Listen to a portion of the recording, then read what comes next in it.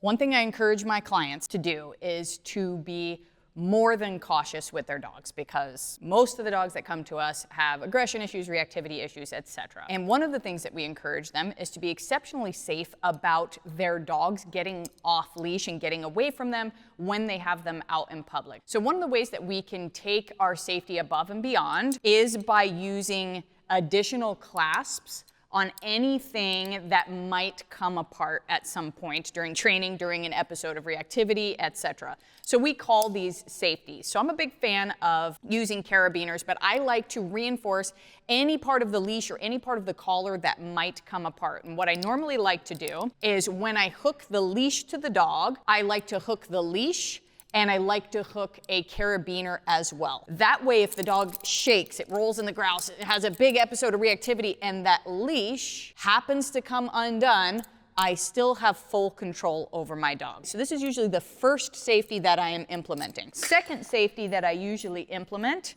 is I like to put a safety from the dog's collar, the collar that I have my leash attached to, and I like to attach it to a secondary collar. That's why our dogs always look like they're wearing all sorts of bling. And the reason for that is just in case this collar slips over their head, this collar pops apart, this collar breaks, well, guess what?